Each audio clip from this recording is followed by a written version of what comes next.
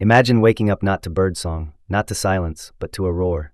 A mechanical growl that cut through the dawn like a chainsaw against calm.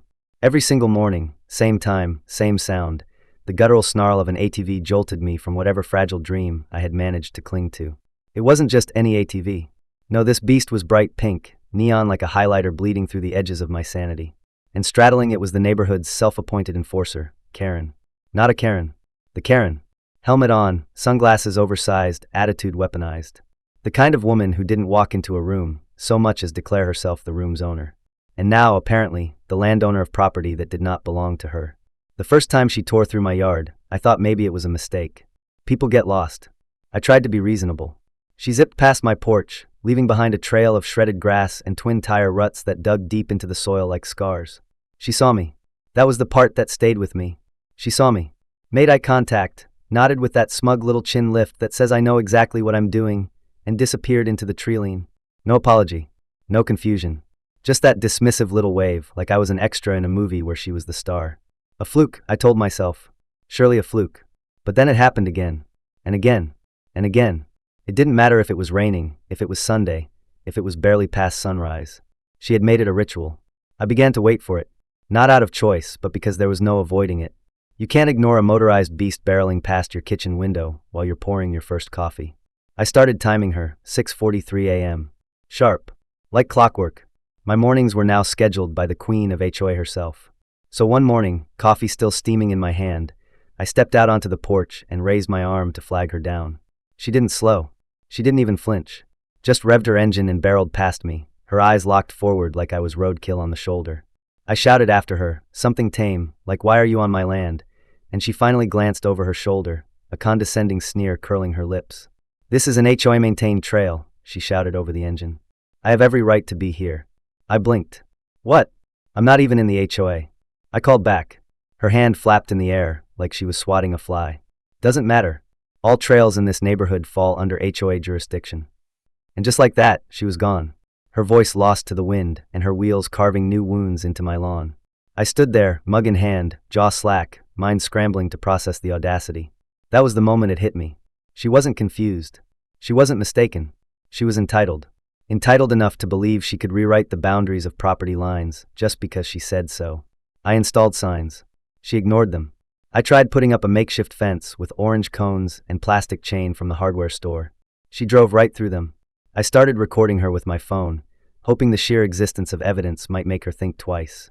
It didn't. She called me a stalker, told neighbors I was harassing her, claimed I had threatened her safety, all because I dared to want my own land to remain mine. Each encounter felt like trying to reason with a hurricane. She spun into my life, caused chaos, and was gone before I could even form a plan. Her logic was circular, wrapped in layers of HOA doctrine she half understood but wielded like gospel. "The land has always been open for community use," she'd say. "You're just mad because you don't have an ATV," she'd snap. I started to question my own sanity. I checked the property records again, confirmed the lines, measured them, compared them. Everything pointed to one conclusion: I was right. She was trespassing. But logic had no power here. I wasn't fighting a person. I was fighting a belief. A belief that she was above the rules. Or worse, that she was the rules. Then came the rain. One night, the skies opened up and drenched everything. A soft mist lingered into morning, and the ground turned into a sponge. I didn't expect her to show. Surely even she wasn't foolish enough to ride in this. But oh, I underestimated her commitment to chaos. At 6:43 on the dot, I heard it, that familiar snarl of rebellion. I stepped onto the porch and watched as she blasted through the soft mud of my lawn. Her ATV slowed. The tires spun. Then came the glorious squelch. The machine sank like a stone in pudding, mud erupting around the tires as she gunned the engine in panic. And there she was, HOA Karen, perched atop her defeated steed, arms flailing, shouting like she was summoning demons. Her helmet bobbled as she tried to rock the vehicle free. Then her eyes found mine. Even from 20 yards away, I could see the accusation forming. She pointed, her voice shrill and cracked.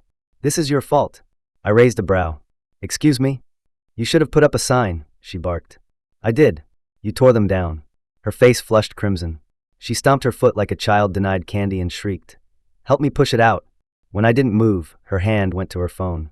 "I'm reporting you to the HOA." I laughed. "Go ahead. They don't own this land."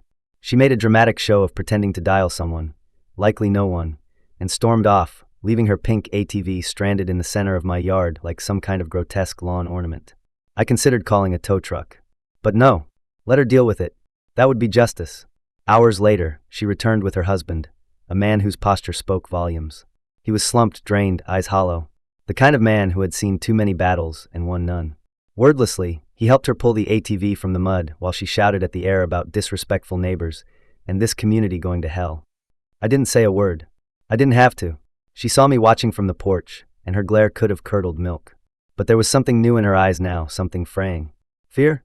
No, not yet. But the first flicker of it, the realization that her kingdom wasn't as untouchable as she thought. That night, I sat in the dark with a glass of whiskey, the scent of damp earth still wafting through my windows. Somewhere in the distance, a coyote howled.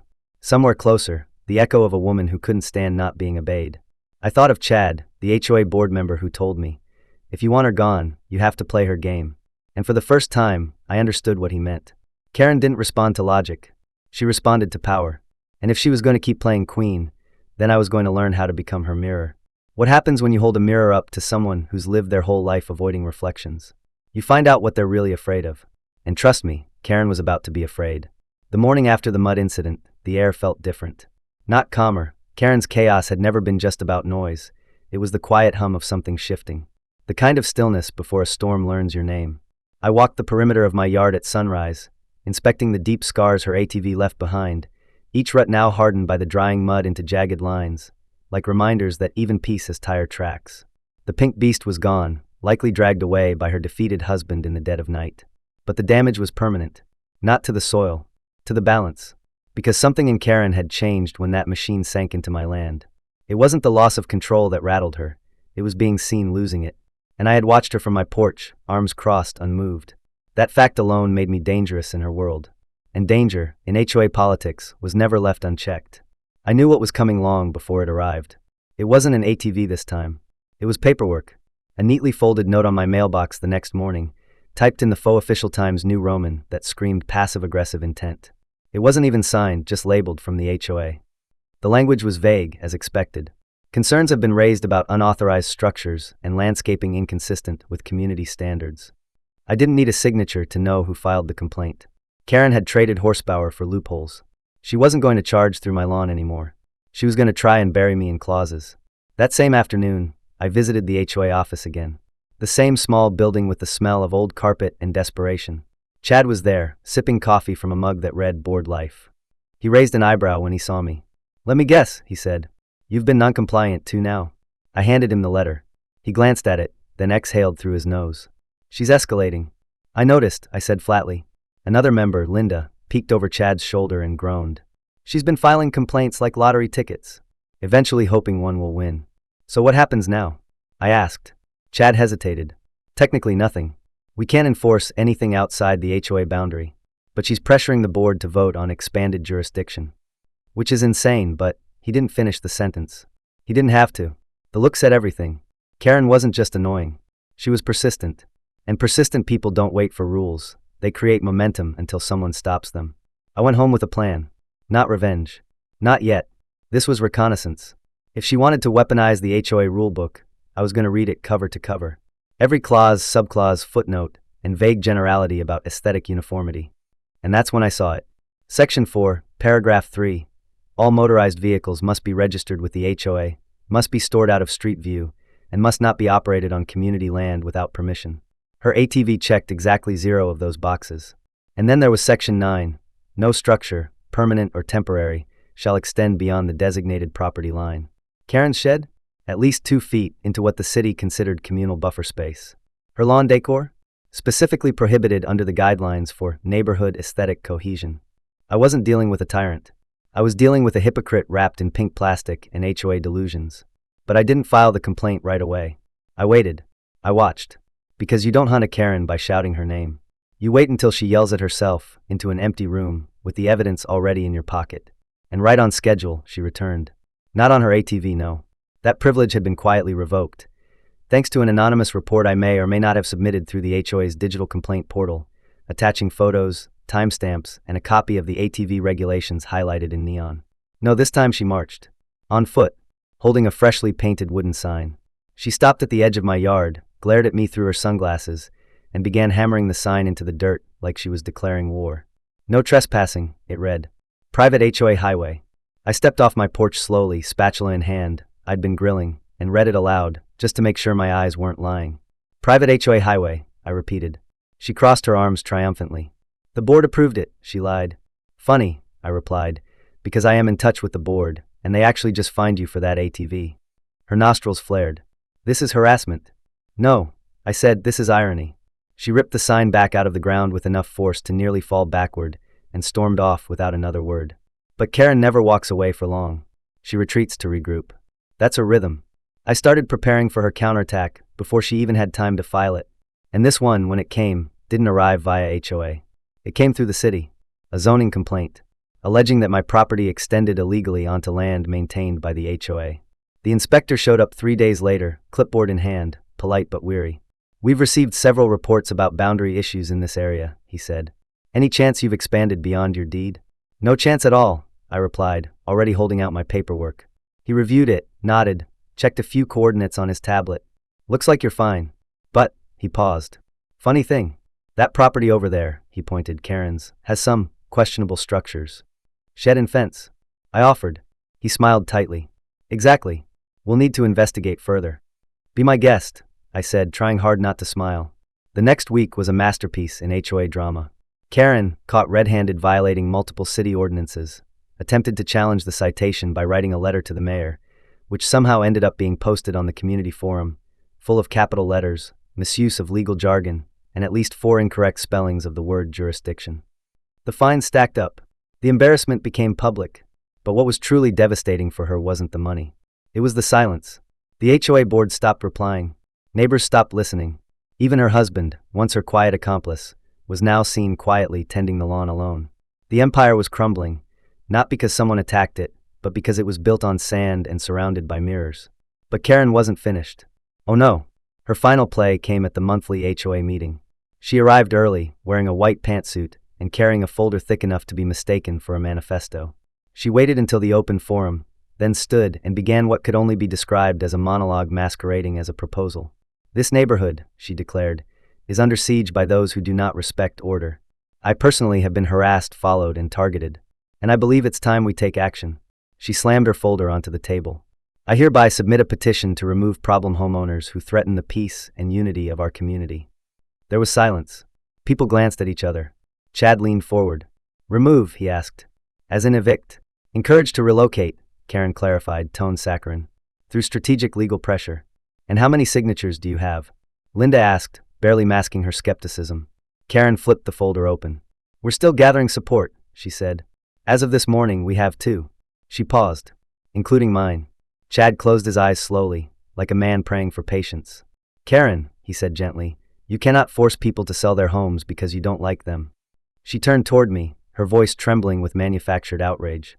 He followed me. I walked behind you, I said, on my own land. She opened her mouth, but nothing came out. Then suddenly the folder snapped shut.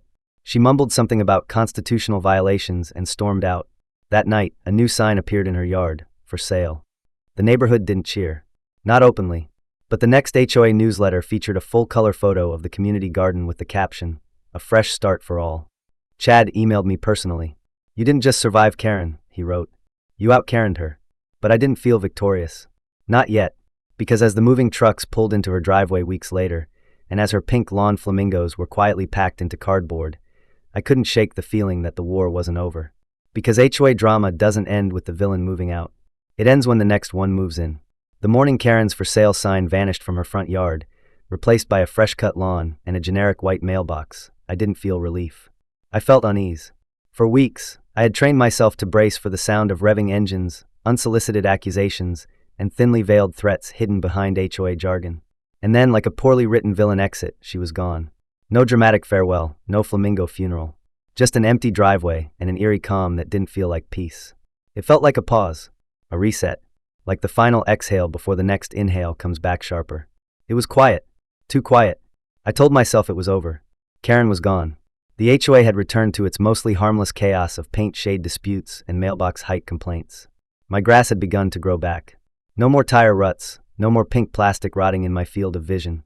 The world was supposed to be sane again. But then the truck arrived. It was a slow afternoon. I was sitting on the porch with a book I had no intention of finishing when the rumble of tires on gravel pulled my attention to Karen's old driveway. A large moving truck backed into the curb with the precision of a veteran driver. The side of the truck read Swift Settlers in navy font, an ironic name for what had become the epicenter of instability. I watched without moving, gripping my coffee like a soldier holds his last cigarette. The back doors swung open, and from the cab stepped a woman. She was maybe mid-30s, dressed in athletic gear, wearing oversized sunglasses and a ponytail that screamed efficiency. She looked around with a satisfied nod, then caught sight of me and waved. "Hi there," she called cheerfully. I stood up cautiously. "Welcome to the neighborhood," I offered. She smiled. "Thanks. I'm Karen." My stomach dropped. I must have hesitated because she laughed and said, "Not that kind of Karen, don't worry." But she had no idea what the name did to people around here. It wasn't a name anymore. It was a warning label. Over the next few days, I saw her several times, jogging around the block, walking her golden doodle, waving to every car like a politician on a small-town campaign trail. The neighbors, traumatized as they were, returned the gestures with polite stiffness. No one knew what to make of her. She was too nice, too visible, and the memory of the last Karen was still fresh like a sunburn that hadn't peeled. I tried to give her the benefit of the doubt. Maybe the name was just bad luck. Maybe we were projecting. But my instincts, sharpened by months of warfare, didn't settle. Especially not after I noticed something strange about the way she walked the dog. It wasn't just a walk. It was a path. The exact same trail the previous Karen had blazed through my yard with her ATV. And while this Karen didn't ride a machine, she walked with the certainty of someone who believed her path was paved by authority. I let it go. For 3 days. But on the 4th, I caught her stepping over the corner of my property, just a few feet, cutting through like it was the most natural thing in the world. Not malicious. Not sneaky. Just entitled. I stepped outside as she passed. "Excuse me," I called out, keeping my tone light. "That's actually private property." She paused mid-step, turned, then smiled like I had just told her her shoelace was untied. "Oh, really? I thought this was community land." I shook my head. "Nope. It's clearly marked. You probably didn't notice." She nodded graciously. "Thanks for the heads up. I'll be more careful." It was a perfectly polite exchange. And yet something about it felt rehearsed. Like she had already calculated how to sound cooperative while dismissing the point entirely. Because the next morning she did it again. And the morning after that. Always the same spot. Always that same few feet. I considered putting the cones back, but I didn't want to escalate. Not yet. Then came the first HOA email. A message from the board about harmonious coexistence, reminding all homeowners about respecting shared spaces and refraining from aggressive signage or confrontational behavior. It was vague. It always was. But I knew the subtext. Someone had complained. Someone who walked their dog with military precision and a perfect smile. The kind of someone who'd say, "Oh, I just want everyone to get along," while handing over a list of infractions. I went to Chad. I didn't even need to explain. He just sighed when he saw me walk in. "She filed a community conduct concern," he said before I could speak. "About what?" "You watching her too intently from your porch." I blinked. "Watching? Apparently it makes her feel unsafe." "She's trespassing." Chad nodded. "I know, but technically she's not violating any HOA rules. Just cutting across. Barely. Barely is still trespassing." "Not according to her," Chad muttered. So I changed tactics. If diplomacy had no weight here, maybe evidence would. I bought a new camera, wide-angle, motion-activated, discreet. I didn't want to catch her doing anything nefarious. I just wanted to prove that the politeness was a mask. And oh, what a mask it was. Because on camera, when she didn't think anyone was watching, her expression was different. Cold. Focused. Like someone on a mission. One morning, she stopped halfway through the path and looked directly at the camera. Smiled. Waved. As if to say, "I see you too." A week later, the second email arrived. This time, it accused me of surveillance. Of violating privacy. Of creating an environment of intimidation. And just like that, I became the villain in the story of a woman I hadn't even fully understood yet. The neighborhood began to shift. A few residents who once nodded at me in passing now looked away. The poison of suggestion had seeped in. Karen 2.0 wasn't a tank on wheels. She was a diplomat, a quiet manipulator who used the HOA not as a shield, but as a podium. And I was beginning to feel exactly what she wanted me to feel. Isolated. But I wasn't going to fold. Not again. I filed my own report. Included video stills, property maps, legal definitions of trespassing under state law. And this time, I sent it not to the HOA, but to the city's community mediation office. If she wanted official, I would give her official. The city scheduled a session. A real one. With a mediator, paperwork, and records on the table. Karen arrived looking surprised, like she hadn't expected to be called out beyond her usual echo chamber. The mediator asked her plainly, "Did you knowingly step onto property you had not been granted permission to access?" Karen smiled sweetly. "I was never told I couldn't." I slid a printed photo across the table. A still frame. Her foot mid-step over my surveyor's flag. "You were. Twice." Her smile faltered. The mediator nodded. "We can't enforce criminal law here, but we can issue a formal notice of boundary acknowledgement." She looked at me then, not angry, not defeated, just calculating. The smile she gave was different this time. Thin, cold, promising. That night, my mailbox was knocked over. No witnesses. No cameras caught the moment. But it was splintered at an angle too sharp to be accidental. I replaced it. No complaint. No accusation. Just a silent acknowledgement that this was no longer about fences or flags. This was psychological chess. And we were only on move 6. I realized something then. The first Karen was noise. Disruption through chaos. But the second Karen, this new version, was silence with purpose. And sometimes, the quiet ones were the ones who left the deepest marks. I didn't know how this would end. But I knew one thing for certain. This wasn't a new beginning. This was a sequel. And sequels always go darker.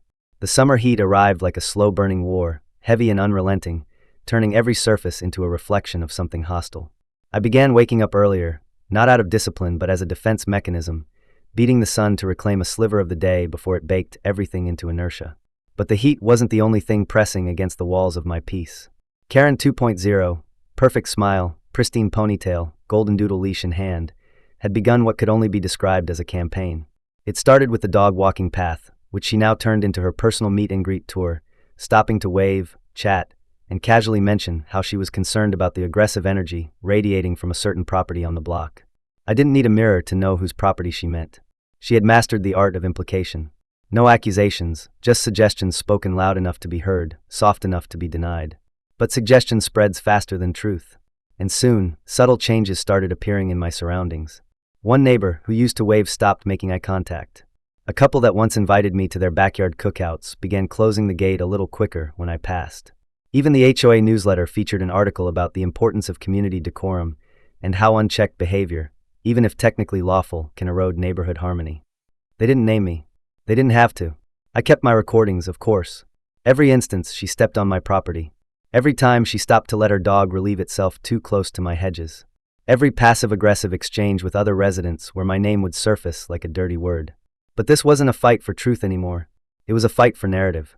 And Karen was winning because she wasn't yelling. She was whispering. Still, I held the line. I installed solar-powered boundary lights, clean and polite.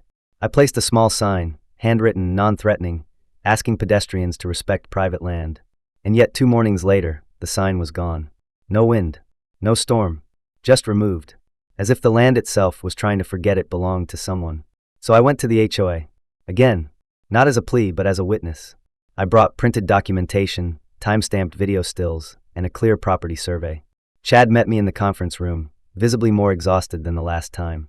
"She's not breaking rules," he said, rubbing the bridge of his nose. "She's operating within the spirit of community engagement."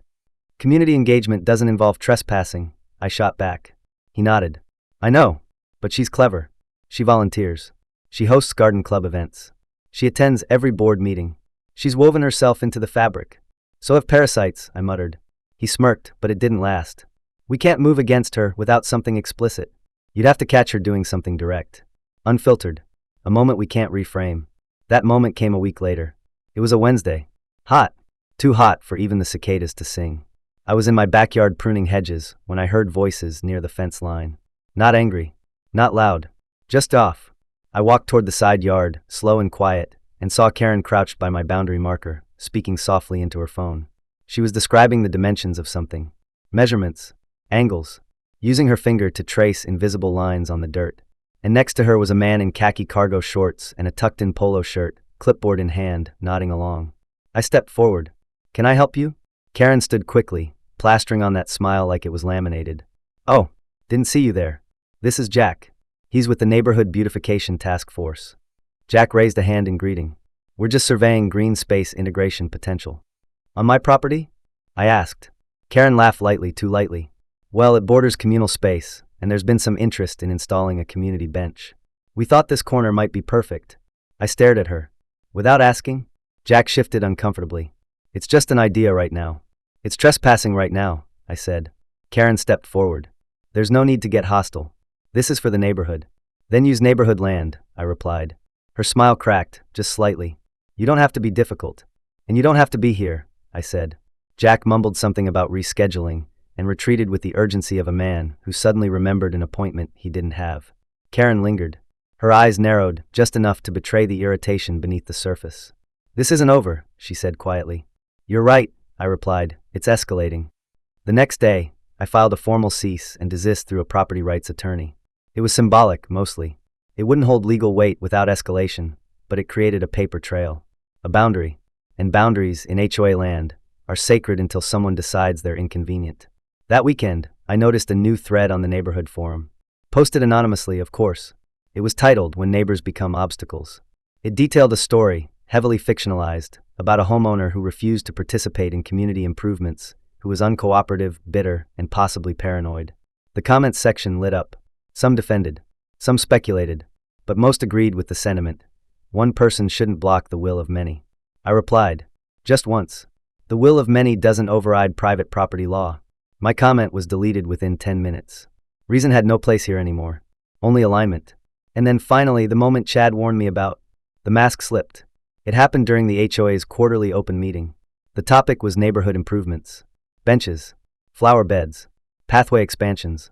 Karen stood up during community comment and presented a slideshow. A literal slideshow, complete with diagrams, statistics, and mock-ups.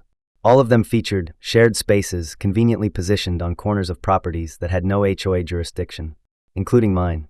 When questioned about land use, she deflected. We believe with neighbor cooperation, we can secure access. Did those neighbors agree? Someone asked. She smiled. Not yet, but with the right encouragement. Her voice trailed off, but her eyes scanned the room like a warning flare. That was her tell, her signal. And then she said it. Some homeowners refuse to evolve with the community. But maybe the community needs to evolve past them. It landed like a stone in a pond. The ripples were immediate. No one clapped, but no one pushed back either. It was the declaration I'd been waiting for. The open threat. No more politeness. No more subtlety. Just war dressed in diplomacy. After the meeting, Chad approached me in the parking lot. She's out of control, he said. But now we have it on record. She's politicizing property. She's targeting you. So what now? I asked. He exhaled. Now we make it public. With his help, I submitted a summary of all incidents, dates, photos, statements, to the HOA Transparency Committee. We scheduled a hearing. It would be internal, not public, but the minutes would be recorded. The agenda would be filed. If Karen wanted to play with officialdom, I would bury her in it. In the days before the hearing, she changed. Not more aggressive. Quieter. Her dog walks became shorter. She stopped waving. The brightness dimmed. I began to wonder if the real Karen, the person, not the persona, was beginning to understand that this story wouldn't end the way she thought it would. The night before the hearing, a rock hit my window. Not hard enough to shatter, just loud enough to make me jump. I rushed outside. Nothing. No person. No sound. Just a small rock lying in the grass, with something written on it in Sharpie. You will lose. I looked into the darkness, then back at the rock. Maybe. But not tonight. Tonight, she would finally be seen. Not as a peacemaker. Not as a savior. But as what she was. A builder of beautiful lies standing on someone else's land. The hearing was scheduled for a Wednesday evening, held in the community clubhouse, the same space that hosted birthday parties, bake sales, and painfully awkward holiday mixers. But tonight, it was repurposed into something colder, stiffer, rows of metal chairs, a plastic folding table for the board, and a portable audio recorder in the center of it all like a silent judge. I arrived early, not because I was eager, but because I wanted to feel the room before the performance began. Chad was already there, arranging papers, nodding to me with a look that said, it's time. Other board members trickled in, wearing business casual armor and expressions of cautious neutrality. No one wanted to be the one who picked a side before the storm passed. Karen arrived precisely on time, wearing white. Not cream, not beige, white, pristine and sharp, like she'd been styled for court. Her hair was tighter than usual, lips painted a shade too bold for HOA formality, and she carried a leather folder under her arm like it held absolution. She didn't look at me. She greeted everyone else with practiced charm, shook hands, even laughed once.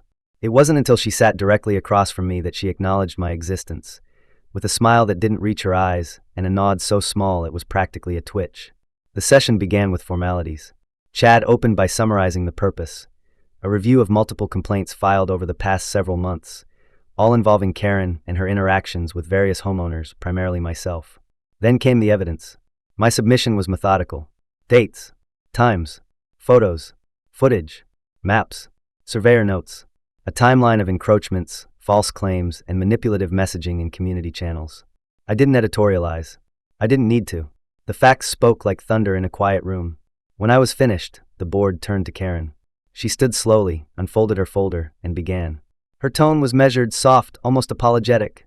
She framed everything as misunderstanding, miscommunication, her use of community walkways as efforts to connect, her attempts to beautify unused land as acts of goodwill, her forum posts as exercises in free speech, never naming names, always speaking in principle. Then, in a carefully placed pause, she pivoted. But I do believe, she said gently, that there is a pattern of hostility directed at me. A fixation. I don't feel safe walking past certain homes anymore. I believe this has become personal. She turned to look at me, and for the first time in weeks, her mask cracked just enough to reveal the steel beneath. Some people just don't belong in communities. There it was. Not whispered. Not implied. Spoken. The sentence she'd been building toward since the day she arrived. The phrase that turned this from a property dispute into a campaign of exclusion. I leaned forward. I belong here, I said calmly, because I own my home. Because I follow the rules. Because I respect boundaries, mine and others. What you want is control. What you fear is anyone who won't let you have it. Silence stretched across the room like a drawn-out breath. One of the board members, an older woman with graying curls and reading glasses she never actually wore, finally cleared her throat. We've reviewed both sides, she said. And while there's no hard violation that warrants fines or formal sanctions, there is a clear pattern of behavior here that undermines the integrity of this community. She looked at Karen. You've exploited systems meant to encourage cooperation and turned them into weapons of coercion. Karen opened her mouth, but the woman continued. You're not being removed, but you're being placed under HOA behavioral probation. Any further misuse of the complaint process, any verified boundary infractions, will result in immediate penalties. This probation is effective immediately. Karen's mouth closed. Her knuckles tightened around the edge of her folder. She didn't speak.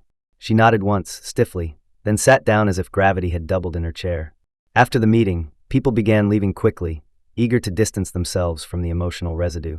Chad walked me to my car. That's as far as we can go, he said quietly. But the narrative's changed. People saw her for what she is tonight. Will they remember? I asked. He gave me a sad smile. Enough of them will. For a while, things were quiet. Karen kept her distance. No more dog walks near my property. No more anonymous posts on the forum. No more visits from city officials claiming zoning complaints. But the quiet wasn't peace. It was retreat. Karen wasn't the kind to vanish. She was the kind to strategize. And then, almost exactly a month later, I got the letter. Not from her. From the county. An official notice. A zoning discrepancy had been identified on my property based on a third-party tip. A complaint suggesting I had expanded my rear fence line into non-residential green space. The claim was baseless. I hadn't touched my fence in over 2 years. But now inspectors had to verify. Measurements had to be taken. And until the review concluded, I was barred from making any alterations to my property. I didn't react with anger. I laughed. Not because it was funny, but because it was so desperately predictable. Karen couldn't win the room, so she was trying to rewrite the map. But here's where the twist came, not for me, but for her. During the inspection of my property, the county team cross-referenced neighborhood zoning blueprints. And in doing so, they discovered a far more serious violation on her land. Karen's fence, the one she had installed just 2 months after moving in, extended nearly 3 feet into protected buffer land reserved for utility access. Her decorative garden path, built partially over an underground irrigation conduit. Her backyard pergola, lacking the proper permits and positioned within a no-build zone. The letter she received wasn't a suggestion. It was an ultimatum: remove the structures or face escalating daily fines. I didn't see her the day she got the notice, but I saw the aftermath. 3 days later, a contractor's truck pulled into her driveway. Workers dismantled the pergola, piece by piece. Her fence was cut down sectionally, like a symbol being redacted from the narrative. She stood on her porch the entire time, arms crossed, face blank. No sunglasses. No smile. Just a storm frozen in place. I never gloated. Not once. But when she caught me watching, I didn't look away. I held her gaze for a long second, then turned and walked back inside. That was the last time she looked at me. 3 weeks passed. Then one morning, a new sign appeared in her yard, for sale. Again. No fanfare. No explanation. Just the quiet conclusion of a story written in whispers, complaints, and manipulations. The neighborhood watched, uncertain whether to sigh in relief or brace for what came next. Moving trucks arrived, boxes left, windows emptied, and one afternoon, while loading a final stack of labeled containers, Karen turned toward the street, looked around, and paused. For just a moment, she stood still, alone. Her carefully constructed identity collapsed into something less definite. Then she got into her car and drove away. The street didn't celebrate. There were no parties, just a collective exhale, and a new quiet. This one didn't feel like fear. It felt like possibility, like the land could finally forget what it had been forced to remember. Weeks later, a new family moved into Karen's house. A couple with a toddler, a rescue dog, and more enthusiasm than wariness. They waved at everyone. They baked cookies. They built a porch swing. And when I introduced myself, they said they'd heard a few wild stories about the previous owner. I smiled and said, "You're safe now. Just don't plant anything in the utility zone." We laughed. And for the first time in what felt like years, it wasn't bitter. It was real. But late at night, when the breeze moves through the trees just right, I sometimes think I hear it. That faint whisper of an engine, the trace of footsteps on my lawn, the distant echo of a woman convincing herself she belongs everywhere. But it's just wind. Just memory. Just a story.